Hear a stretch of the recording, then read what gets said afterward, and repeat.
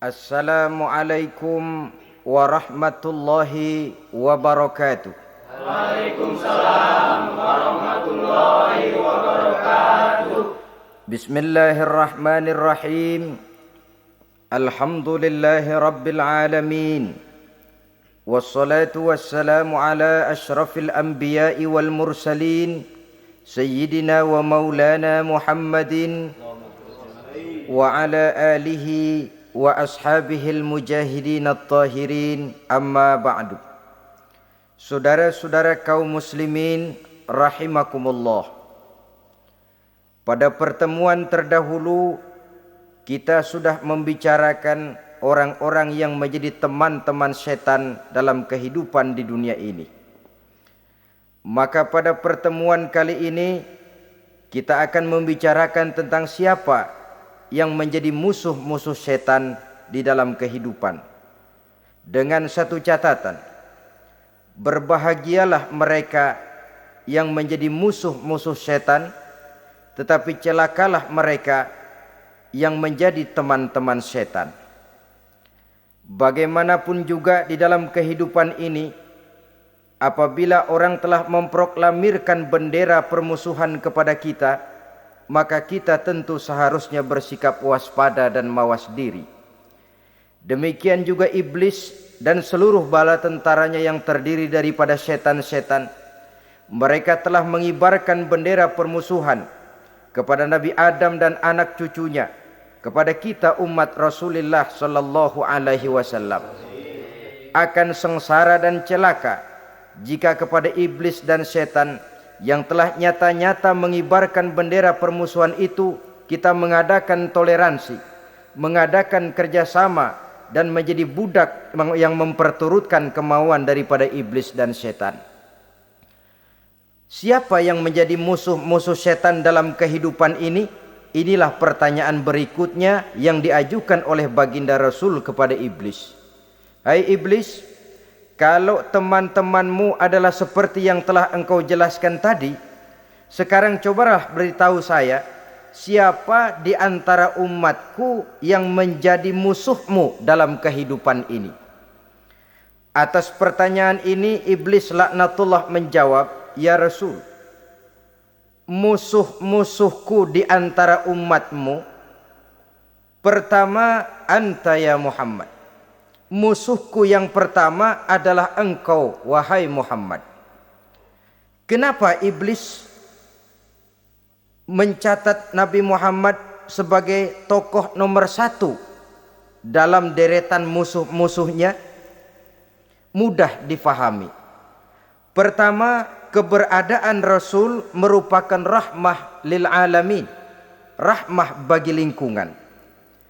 Yang kedua, beliau berfungsi menyelamatkan manusia dari tempat yang gelap gulita, dari tempat kesesatan menuju tempat yang terang benderang penuh berisi petunjuk dan hidayah dari Allah Subhanahu wa taala. Maka menurut iblis, inilah manusia perintang pertama atas segala daya dan usahanya menggelincirkan manusia ke jalan yang dimurkai oleh Allah Subhanahu wa taala. Kalau kita baca sejarah, risalah yang dibawa oleh Nabi Muhammad ini memang merupakan risalah yang membawa rahmah bagi alam sekitarnya. Ada sedikit perbedaan dengan risalah-risalah sebelum beliau. Sepertinya risalah yang dibawa oleh para rasul terdahulu itu mempunyai efek yang langsung pada kehidupan di dunia ini. Nabi Nuh misalnya menyampaikan agama. Hai umatku, ini agama. Umat menentang, turun banjir yang menenggelamkan orang-orang kafir. Azab diturunkan pada waktu itu juga, pada saat nabinya masih hidup. Jadi azabnya itu jenis cash, kontan. Nabi Soleh, hai umatku, ini agama. Mereka menolak turun gempa bumi yang amat hebat menggulung orang-orang kufur. Nabi Musa, hai umatku, ini agama. Mereka menolak. Sebagian ditenggelamkan di Lautan Merah, sementara sebagian lain dikutuk menjadi monyet-monyet yang hina, seperti diceritakan dalam Al-Quranul Karim. Lain dengan Rasulullah Sallallahu Alaihi Wasallam. Bagaimanapun kurang ajarnya umat yang dihadapi oleh beliau, bagaimanapun menentangnya jamaah yang dihadapi oleh beliau, azab tidak turun sepanjang beliau masih hidup. Ini merupakan jaminan dari Allah, wa ma kana Allahu liyu'azzibahum wa anta fihim. Allah sama sekali tidak akan menurunkan azab selama engkau wahai Muhammad masih hidup di tengah-tengah umatmu. Jadi keberadaan Nabi Muhammad merupakan jaminan keselamatan bagi umatnya. Selama beliau masih hidup, azab tidak turun bagaimanapun kurang ajarnya umat. Di sini sedikit bedanya dengan nabi-nabi terdahulu. Juga perbedaan dalam pola dakwah. Nabi Nuh ketika dakwahnya ditolak oleh umat, keluar doanya meminta umatnya ditenggelamkan. Tetapi Nabi kita ketika dilontari batu oleh umat, malah beliau mendoakan umatnya agar memperoleh hidayah. Oleh sikap yang semacam ini, wajar lalu iblis menganggap Nabi Muhammad sebagai musuh ranking pertama. Yang kedua, siapa musuhmu di antara umatku? Yang kedua kata iblis, musuhku Muhammad imamun adil. Pemimpin yang adil. Itu yang akan menjadi musuhku di dunia ini. Putus asa iblis menghadapi pemimpin yang adil. Tipu dayanya tidak terkena. Segala tingkah polanya tidak diperturutkan. Imam yang adil, pemimpin yang adil merupakan musuh daripada iblis laknatullah alaih.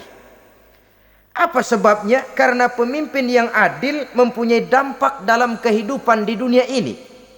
Melindungi orang banyak, menenteramkan orang banyak.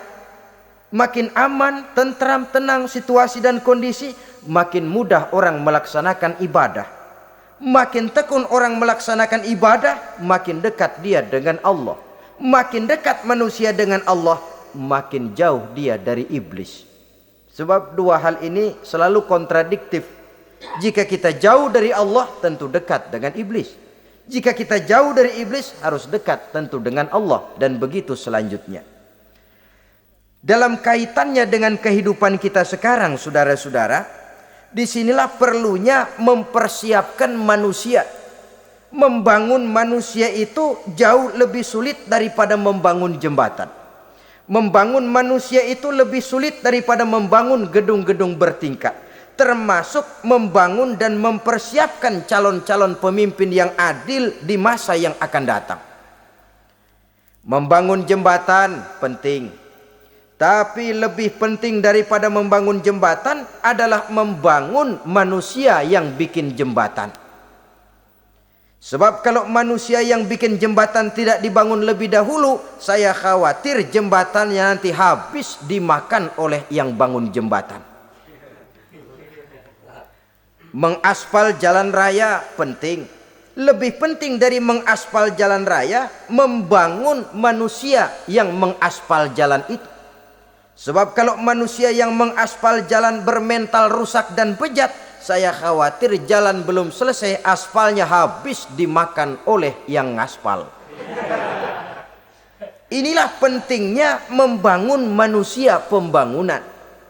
Semua tugas-tugas besar, semua pekerjaan-pekerjaan yang baik harus berangkat dari niat yang baik, berangkat dari hati yang bersih. Siapapun adanya kita, apapun profesi kita. Yang jadi kiai, marilah berangkat dari niat yang bersih. Yang jadi mubalik, marilah berangkat dari niat yang bersih. Niatnya itu mau menghidupkan Islam atau mau cari hidup jual Islam. Kalau mau menghidupkan Islam, mari sama-sama kita berjuang. Tapi kalau mau cari hidup untuk dengan menjual Islam, minggir saja daripada nanti bikin malu. Yang mengurus masjid, mari berangkat dari niat yang bersih. Ngurus masjid itu niatnya mau menghidupkan masjid atau mau cari hidup di dalam masjid. Kalau mau menghidupkan masjid, mari. Tapi kalau mau mencari hidup di dalam masjid, tolong minggir saja daripada nanti bikin aib. Yang jadi orang alim, mari berangkat dari niat yang bersih. Jangan memperjualbelikan fatwa, yang halal dikatakan haram, yang haram jadi samar-samar, nanti membingungkan umat. Berangkat dari niat yang bersih, membangun manusia pembangunan. Ini barangkali istilah yang lebih kena. Saudara-saudara kaum muslimin rahimakumullah. Setiap kita pada hakikatnya punya bakat.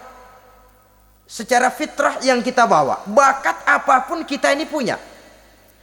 Saudara punya bakat jadi pemimpin, saudara pun punya bakat jadi pengkhianat.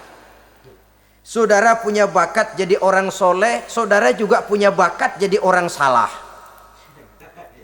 Saudara punya bakat jadi orang besar, saudara pun punya bakat jadi orang hina. Seluruh bakat ada di dalam diri kita. Tinggal nanti pertumbuhannya mana yang lebih subur. Saudara punya sifat berani, saudara pun punya sifat takut. Seberani-beraninya orang mesti ada sifat takutnya.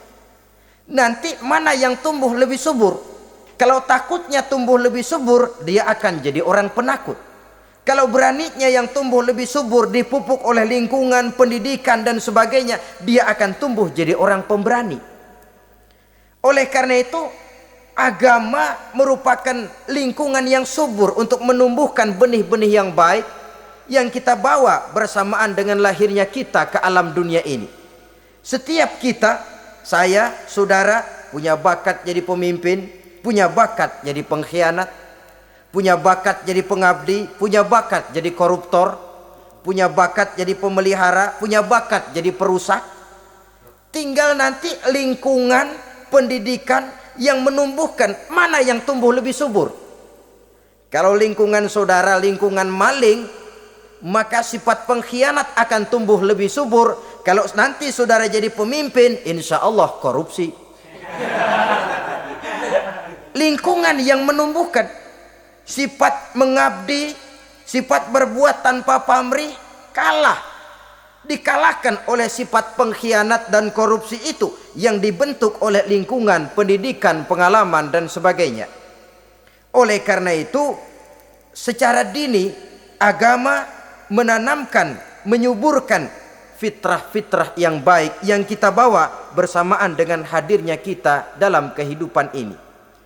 Sebab itu seorang penyair bernama Syauqi mengatakan dalam sebaik syairnya, waladatka ummuka ya ibna adam bakian wan nasu haulaka yadhakuna surura. Hai manusia, pada saat kamu dilahirkan kamu menangis dan orang lain di sekelilingmu ketawa. Kakek senyum dapat cucu baru, paman gembira dapat keponakan baru, sementara kita yang lahir menangis. Betul apa benar? Apa ada saudara yang begitu dilahirkan terus nyengir? Saya kira kabur dukunnya itu. Setiap kamu hai manusia lahir dalam keadaan menangis, orang sekelilingmu tertawa. Karena itu katakan kepada mereka yang senyum di sekelilingmu, hai manusia, pada saat saya dilahirkan saya menangis dan kamu semua tertawa. Baik manusia. Tapi nanti pada satu saat harus terjadi kebalikannya. Kalau dikala saya lahir saya menangis dan kau semua senyum, nantilah manusia. Kalau satu saat saya meninggalkan alam dunia ini, saya akan berangkat dengan senyum dan kalian semua akan berurai air mata. Kalau perlu dari Sabang sampai Merauke kibar bendera setengah tiang. Kalau perlu. Jangan terbalik, kita mati melotot orang malah gembira. Karena hidup selalu membawa sifat-sifat yang merusak. Inilah orang kedua yang menjadi musuhnya iblis dan beruntung menjadi musuh iblis. Siapa? Imamun adil, pemimpin yang adil. Saudara-saudara kaum muslimin rahimakumullah. Yang ketiga, musuh iblis ghaniyun mutawadhi. Orang kaya yang rendah hati. Orang kaya yang tidak sombong. Kaya apa saja. Baik kaya oleh karena ilmu. Orang yang kaya karena ilmu disebut orang alim. Baik kaya karena materi. Orang kaya karena materi dinamakan hartawan. Baik kaya karena kedudukan. Orang yang kaya karena kedudukan dinamakan pejabat.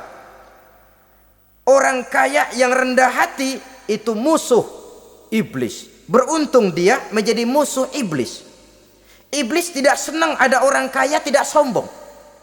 Tapi iblis paling senang kalau ada orang kaya sombong. Lebih senang lagi iblis kalau ada orang miskin sombong.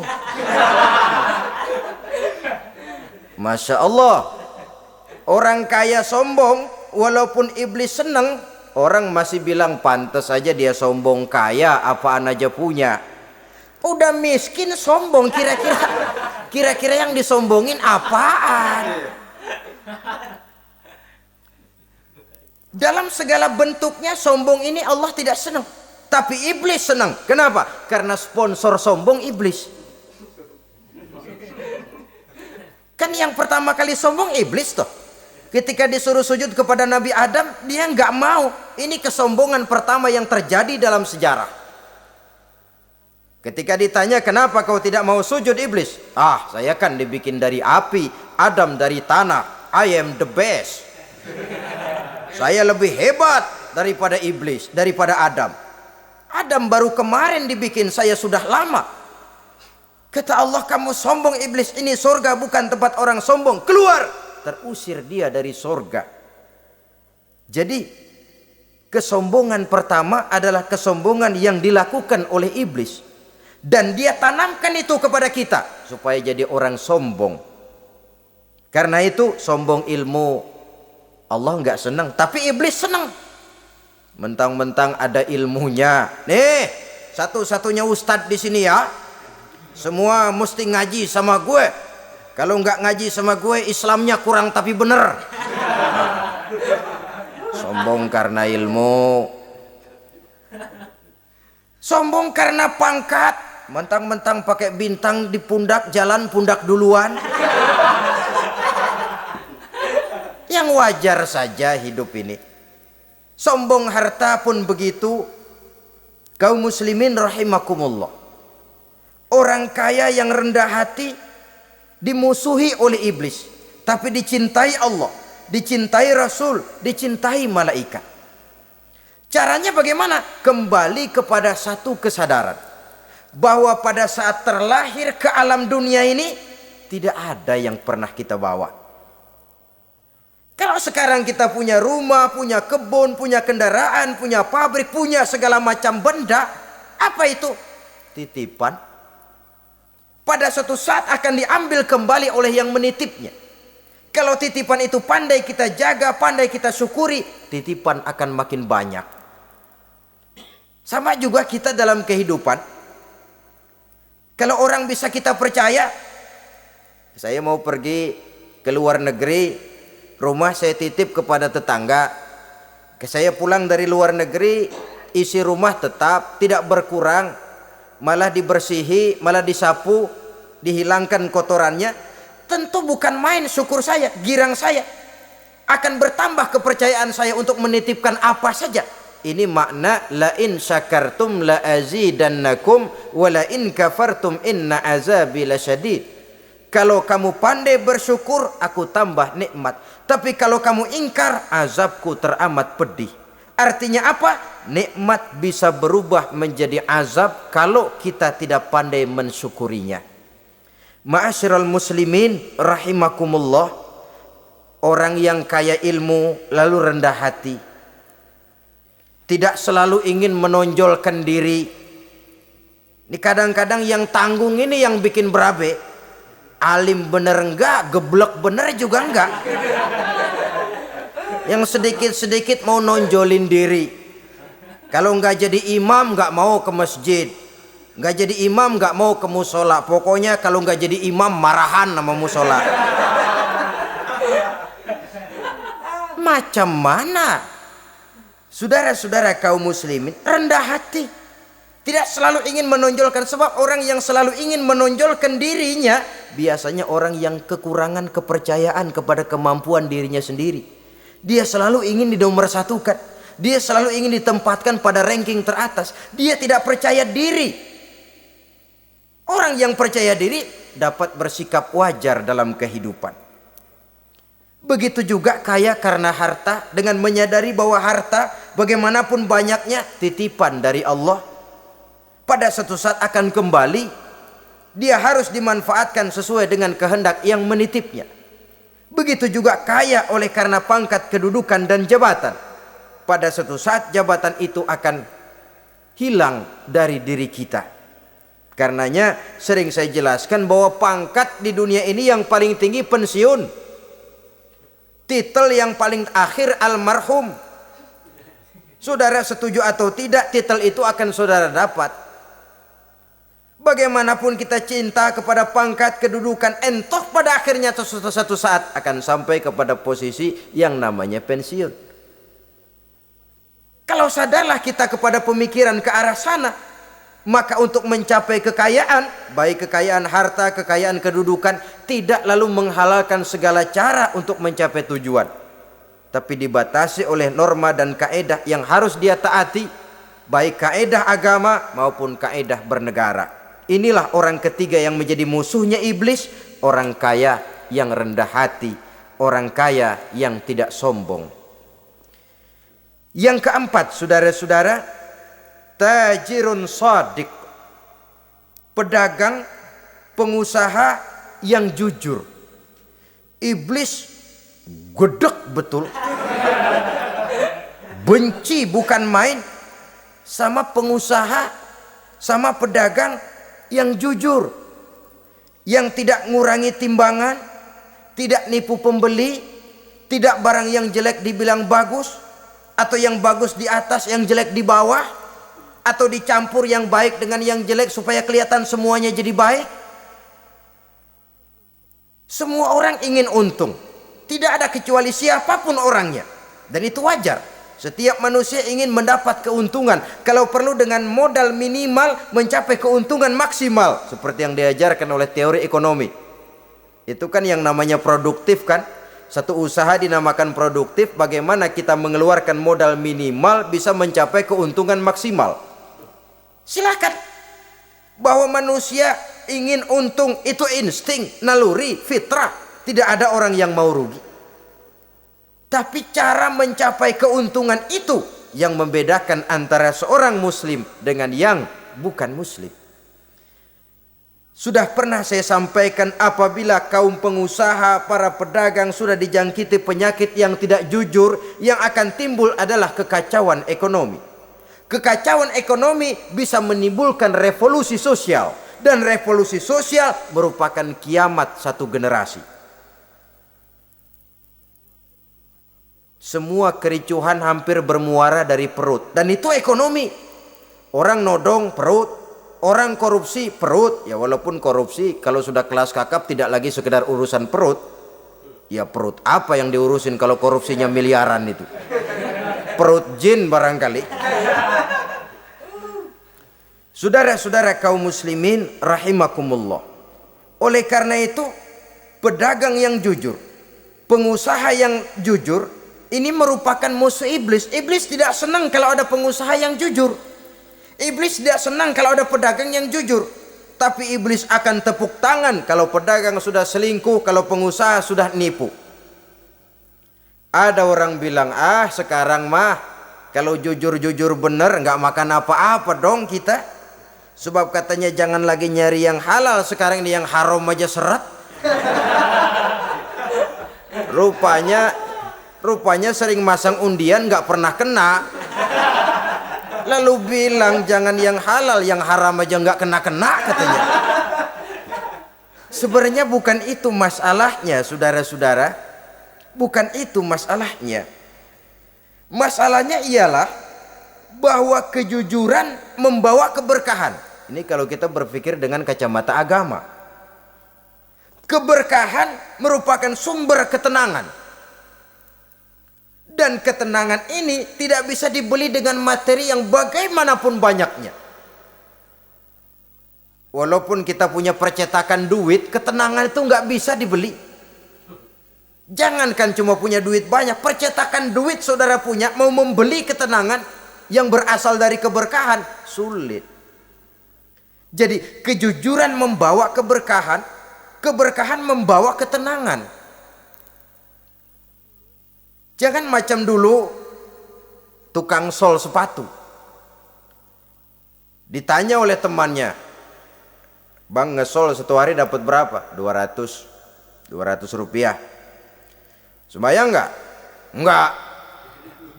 Islam? Islam, kalau Islam mah.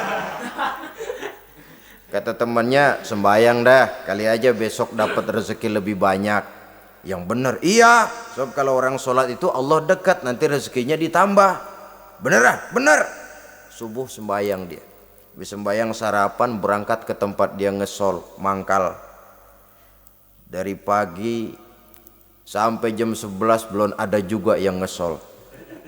Mulai bimbang hatinya. Katanya kalau sembayang rezeki tambah. Tadi sembayang subuh sampai gini hari belum ada yang ngesol. Cobaan kali, sabar. Datang sholat zohor. Habis zohor nunggu lagi, belum juga ada yang datang ngesol. Udah mau pulang hampir maghrib, baru datang satu orang dandan ini sendal jepit putus.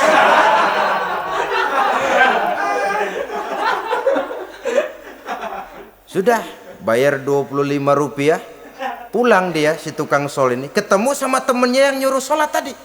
Ditanya, "Bagaimana penghasilan ini hari?" Apa dijawab? "Gua kapok deh sembahyang."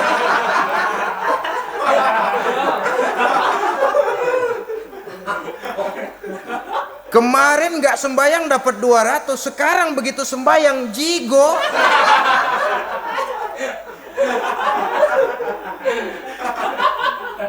Dia tidak sadar bahwa dari kacamata agama 25 rupiah yang membawa berkah jauh lebih baik ketimbang 200 uang panas.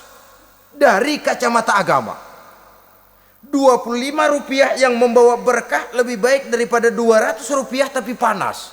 Sebab panas menjauhkan kita dari ketenangan. Itulah sebabnya maka pedagang yang jujur, pengusaha yang jujur menjadi musuh setan dan beruntung.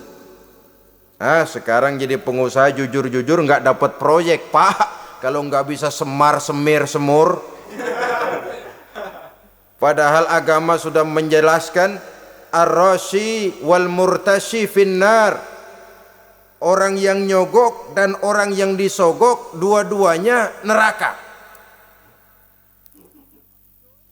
Kenapa? Join termasuk ta'awanu 'alal ismi wal udwan. Bertolong-tolongan dalam berbuat dosa dan kesalahan. Kalau hadiah, lain hadiah. Kalau sedekah, lain sedekah. Tapi yang namanya semir, suap, ar-rasy wal murtasy finnar. Saudara-saudara kaum muslimin rahimakumullah. Jadi pedagang yang jujur, pengusaha yang jujur merupakan salah satu roda perekonomian. Kegoncangan ekonomi akan menimbulkan dampak sosial yang sangat luas dan kompleks. Yang pada giliran puncaknya, dampak paling negatifnya, dia sanggup menggerakkan terjadinya revolusi sosial. Bukankah sebagian besar gerak hidup manusia dimotivasi oleh keinginan untuk mempertahankan kelangsungan hidup? Dan kelangsungan hidup artinya mulut. Mulut itu artinya perut dan itu artinya makan. Setelah itu mungkin baru pangan, baru sandang, baru dia berpikir pakaian dan sebagainya. Jadi karena dia merupakan penggerak roda ekonomi, pedagang yang jujur, pengusaha yang jujur mutlak diperlukan dalam kehidupan ini. Sebab sekali lagi kejujuran akan membawa keberkahan, keberkahan memberikan ketenangan dalam kehidupan. Oleh karenanya kita umat Islam biarin duit kita banyak asal berkah. Itu tentu idealnya. Ketimbang dikit tidak berkah, lebih baik ia banyak, ia berkah. Dan keberkahan itu datang lewat kejujuran. Kejujuran ini sudah dicontohkan oleh Rasul pada saat beliau berniaga ke negeri Syam. Dikala berumur 9 tahun, bahkan dikala berumur 25 tahun, seketika membawa dagangan Sayyidatuna Khadijah yang kelak jadi istri beliau.